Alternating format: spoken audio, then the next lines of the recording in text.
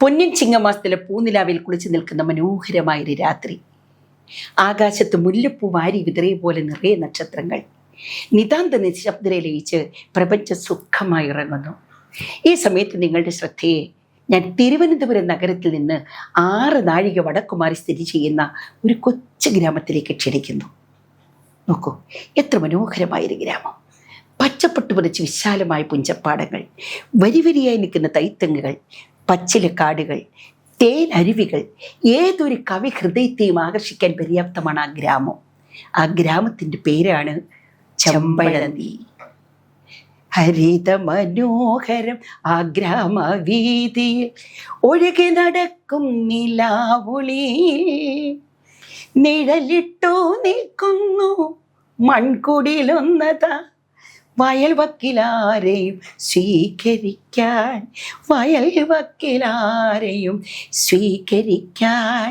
ചെമ്പഴന്തി ഗ്രാമത്തിൻ്റെ മാറി തലയുയർത്തി നിൽക്കുന്ന ഓലയും മണ്ണും കൊണ്ട് നിർമ്മിച്ച ഒരു കൊച്ചു ഭവനത്തിൻ്റെ മുൻപിലാണ് നമ്മളിപ്പോൾ നിൽക്കുന്നത്. നോക്കൂ, ആ കുടിലിൻ്റെ ഉമ്പറത്തിൻ്റെയിൽ കൂടി കൃഷകാത്രനായ ഒരു മനുഷ്യൻ അങ്ങോട്ടും ഇങ്ങോട്ടും നടന്നുലാത്തുന്നു. എൻ്റെ മുഖത്ത് വല്ലാത്ത പരിഭ്രമം, വല്ലാത്ത ഉൾക്കണ്ട. അതിന് കാരണമുണ്ട്. ആ കുടിലിനുള്ളിൽ ഒരു വലിയ സംഭവം നടക്കാൻ പോവുകയാണ്. സംഭവം മറ്റൊന്നുമല്ല, വളരെ നേരമായി അദ്ദേഹത്തിൻ്റെ ഭാര്യ പ്രസവ വേദന കൊണ്ട് കിടന്ന് പൊളയുകയാണ്. ഈ അവസ്ഥയിൽ ഏതൊരു ഭർത്താവാണ് വിഷമിക്കാത്തത്? അദ്ദേഹത്തിന് നടപ്പ് കണ്ടാൽ തോന്നും ഭാര്യയേക്കാൾ മുൻപ് പുള്ളിക്കാരൻ കയറി എന്ന് പ്രസവിക്കുവെന്ന്. നിമിഷങ്ങൾ കഴിയും തോറും അദ്ദേഹത്തിന് ഉൾക്കണ്ട വർദ്ധിച്ചുകൊണ്ടിരുന്നു. ആ കുടിലിൻ്റെ വാതിൽ തുറക്കുന്ന ശബ്ദം. അയാൾ ആകാംക്ഷയോടെ തിരിഞ്ഞു നോക്കി. പതിച്ചയാണ്, വയറ്റാട്ടി, പ്രസവം എടുക്കുന്ന സ്ത്രീ. എന്തുണ്ടായി? എൻ്റെ കുട്ടിയമ്മ പ്രസവിച്ചോ? വിഷമിക്കണ്ട, പ്രസവിച്ചു, നല്ലൊരു ആൺകുട്ടി. സത്യമാണോ? ആനന്ദവും ആവേശവും കൊണ്ട് അയാളുടെ ഹൃദയം തുടിച്ചു. ചിത്തം കുളിർത്തയാൽ നിന്നു ഒരച്ഛൻ്റെ നിർവൃതിയോടെ, ചിത്തം കുളിർത്തയാൽ നിന്നു ഒരച്ഛൻ്റെ നിർവൃതിയോടെ ഇച്ഛയ്ക്ക് പൂവുടൽ ചാർത്താൻ വന്ന സ്വപ്നത്തിടമ്പിനെ നോക്കി, ഇച്ഛയ്ക്ക് പൂവുടൽ ചാർത്താൻ വന്ന സ്വപ്നത്തിടമ്പിനെ നോക്കി, സ്വപ്നത്തിടമ്പിനെ നോക്കി, സ്വപ്നത്തിടമ്പിനെ നോക്കി. എന്തൊരാനന്ദം, എന്തൊരാഹ്ലാദം! തൻ്റെ ഭാര്യ ഒരു ആൺകുഞ്ഞിനെ പ്രസവിച്ച വിവരം ആ പരിസരവാസികളെ അറിയിക്കാൻ ആ മനുഷ്യന് വ്യഗ്രതയായി. ആ പാതിരാത്രി വേണ്ടപ്പെട്ട പലരെയും വിളിച്ചുണർത്തി അയാളെ സന്തോഷ വാർത്ത അറിയിച്ചു. അടുത്ത നിമിഷം ആ കുടിലിൽ നിന്ന് ആർപ്പും കുരുവയും ഉയർന്നു പൊങ്ങി. അന്നങ്ങനെയാണ്. ആൺകുട്ടികൾ ജനിച്ചാൽ 3 കുരവയും പെൺകുട്ടികൾ ജനിച്ചാൽ 2 കുരവയും ഇടുമായിരുന്നു. പക്ഷേ ആ കുടിലിൽ പിറന്നു വീണത് ഒരു സാധാരണക്കാരനല്ലെന്ന് അധികമാരും അറിഞ്ഞില്ല. 1855 കൊല്ലവർഷം 1031 ചിങ്ങത്തിലെ ചതയ നക്ഷത്രത്തിൽ ഭൂജാതനായ കുട്ടിയാണ് പിന്നീട് മാനവരാശിയുടെ ശ്രദ്ധയെ ഒന്നടങ്കം പിടിച്ചു പറ്റിയ ശ്രീനാരായണ ഗുരുദേവൻ. ശ്രീനാരായണൻ്റെ ജന്മം നൽകിയ മാതാപിതാക്കൾ വെറു സാധാരണക്കാരായിരുന്നു. നമ്മൾ നേരത്തെ കണ്ട കൃഷകാത്രനുണ്ടല്ലോ, അദ്ദേഹമാണ് പിതാവ്. പേര് മാടനാശാൻ. മാടനീതി കേട്ടപ്പോൾ നിങ്ങൾ പേടിക്കൊന്നും വേണ്ട, മറുതിയുടെ കൂട്ടുകാരനൊന്നുമല്ല. ഇതൊരു മനുഷ്യൻ്റെ പേരാണ്, ഇതൊരു മകൾ വ്യക്തിയുടെ പേരാണ്. ചെമ്പഴന്തിയിലെ പ്രസിദ്ധമായ വൈദ്യ കുടുംബത്തിൽ ജനിച്ച മാടനാശാൻ ചെമ്പഴന്തി എഴുത്താശാനും മഹാപണ്ഡിതനുമായിരുന്നു. വയൽവാരത്ത് വീട്ടിൽ കൃഷ്ണൻ വൈദ്യൻ്റെയും രാമൻ വൈദ്യൻ്റെയും ഇളയ സഹോദരിയാണ് ഭാര്യ. പേര് കുട്ടിയമ്മ. അതാവരുത് കൃഷ്ണവൈദ്യൻ. നോക്കിക്കേ, ഉദ്ദേശം 6 അടി പൊക്കം വരും, വെളുത്ത് തടിച്ച് കൊഴുത്ത് ഒരു ഉണ്ണിക്കുടവയറൻ, മൽമുണ്ടും കശവുനീരിയതുമാണ് വേഷം. നെറ്റിയിൽ ശരീരത്ത് ഭസ്മക്കുറിയുണ്ട്, ഉച്ചയിൽ പൊതിച്ച തേക പോലെ വലിയൊരു കുടുംബ. കൃഷ്ണവൈദ്യരെ ദൂരെ കണ്ടപ്പോഴേ മാടനാശാൻ ഓടിയെത്തി. അയ്യോ, അടുത്ത കുട്ടിയമ്മ പ്രസവിച്ചു, ആൺകുട്ടി. കൊള്ളാമല്ലോ, ചിങ്ങത്തിലെ ചതയമല്ലേ, നല്ല ജനനമാ, ശുഭമുഹൂർത്തം.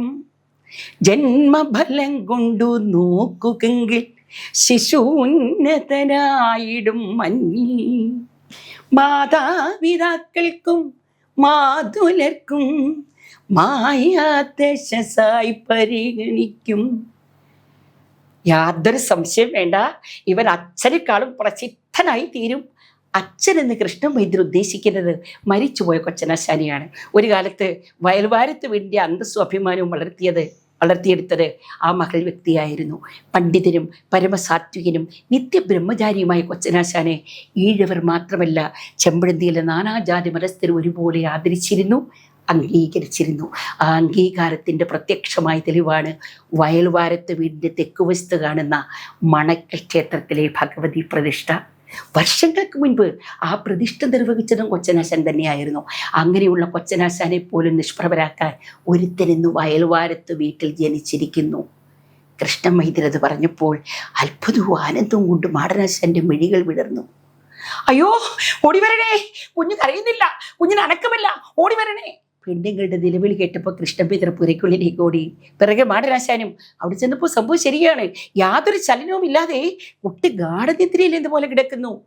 കൃഷ്ണപേത്ര സൂക്ഷ്മമായി പരിശോധിച്ചു നോക്കി. ഭയപ്പെടാനൊന്നുമില്ല, കുട്ടിക്ക് ജീവനുണ്ട്.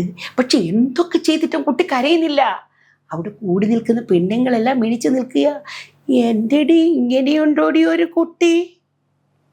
എടി പ്രസവിച്ചിട്ട് മണിക്കൂറൊന്ന് കഴിഞ്ഞ് ഇതുവരെ ഒന്ന് കരഞ്ഞിട്ടില്ലടി. എടി നീ ആ കൊച്ചിൻ്റെ പതിയെ ഒന്ന് പിച്ച് നോക്കിക്കേടി. എനിക്ക് പിച്ച് കൂടാടി. നീയാണെ ഇതുവരെ പ്രസവിച്ചിട്ടില്ല, ഞാനാണ് 10-12 പ്രസവിച്ചതാ. എനിക്ക് പിച്ച് കൂടാ, നീ ഒന്ന് പിച്ച് നോക്ക്.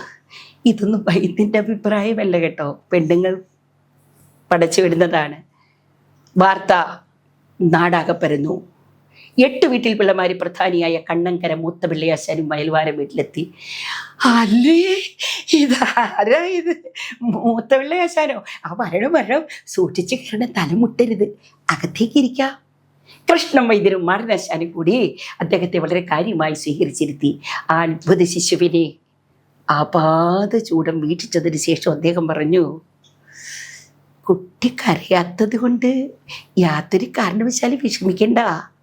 ഇതൊരു അത്ഭുത ശിശുവാണ്.